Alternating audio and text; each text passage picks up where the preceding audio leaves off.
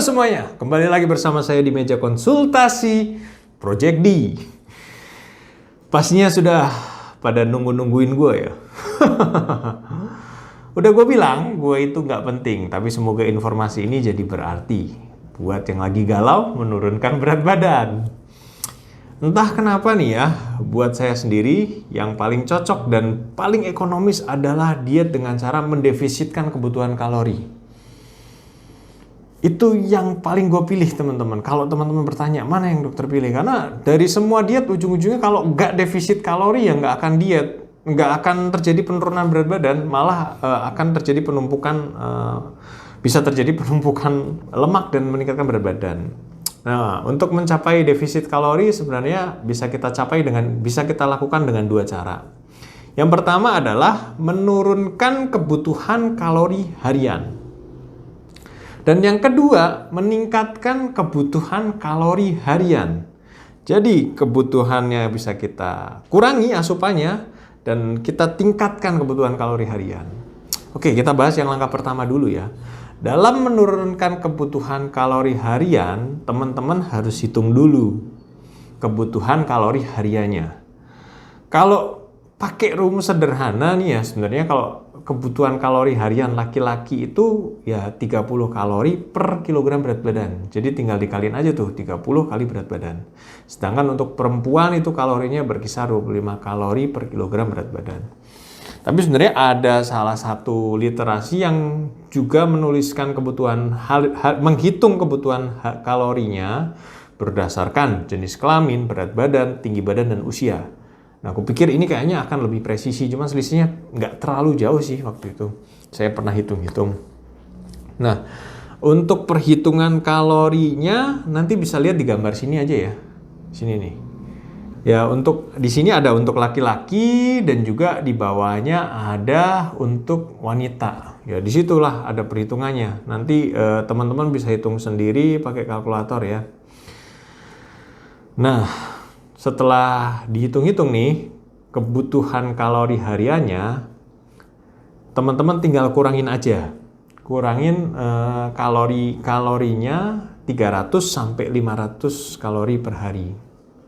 Jadi kalau misalnya dihitung-hitung, oh nemunya kebutuhan kalori harian 2000, ya tinggal kurangin 300 sampai 500. Jadi bisa dikurangin jadi 1500 aja asupannya atau sekitar 1700. Itu yang paling ideal dan paling aman ya. Terus dok, gimana caranya kita tahu mana makanan A kalorinya berapa, makanan B kalorinya berapa? Kalau itu sih udah gampang banget teman-teman ya. Sekarang kan ada satu, kita bisa googling, nanti ketik aja kalori makanan A biasanya keluar. Terus di HP juga ada berbagai macam aplikasi yang bisa dipakai buat ngitung kalori. Ya memang akurat nggak nih 100%? Ya enggak, tapi setidaknya itu bisa menjadi acuan buat teman-teman dalam menghitung kebutuhan kalori harian. Jadi saya pikir ya masing-masing makanan itu bisa ada selisih lah, tapi ya kurang lebih lah gitu teman-teman ya. Untuk makanannya ya bisa ya kita bisa makan apa aja, gak ada aturan-aturan khusus. Yang penting makanan yang kita makan sehari-hari nggak melebihi batasan yang sudah kita tentuin sebelumnya. Itu aturan defisit kalori. Misalnya tadi 1700, ya udah kita makan dengan kalori 1700 gitu loh. Untuk pengaturan defisit kalori juga teman-teman harus hati-hati ya.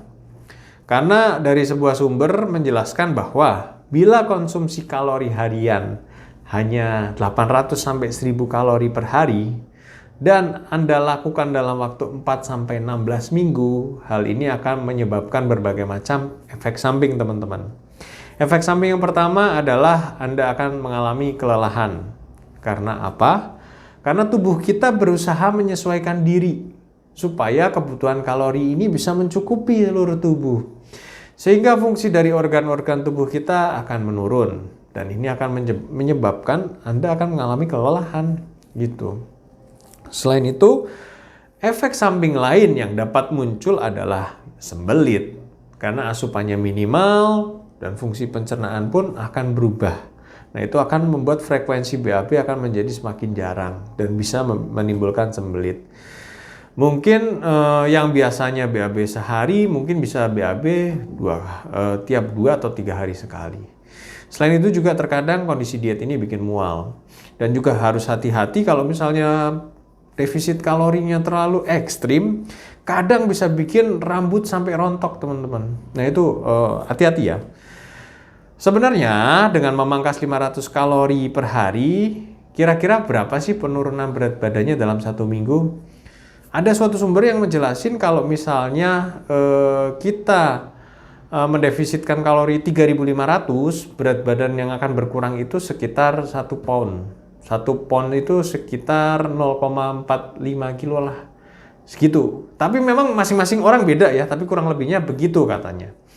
Nah, salah satu strategi dalam defisit kalori ini adalah dengan cara mengganti teman-teman makanan yang kalorinya tinggi ke makanan yang rendah kalorinya. Contohnya aja nih ya, singkong goreng tentu saja kalorinya bakalan lebih besar dibandingkan dengan singkong rebus. Terus teman-teman juga bisa mulai makan makanan yang kandungan karbohidratnya lebih kompleks, seperti nasi merah, gandum. Makanan yang karbohidratnya kompleks akan membantu menjaga perut teman-teman merasa lebih kenyang lebih lama. Karena mereka dicerna lebih lama dibandingkan karbohidrat yang simpleks. Sebenarnya gitu. Terus berikutnya juga harus kontrol nih porsi makanan sedikit demi sedikit. Diturunin aja porsi makanan sedikit demi sedikit secara bertahap. Dan yang berikutnya jangan lupa untuk konsumsi makanan yang mengandung protein. Dan tidak lupa batasi makanan yang berlemak. Kayaknya cukup sekian video hari ini.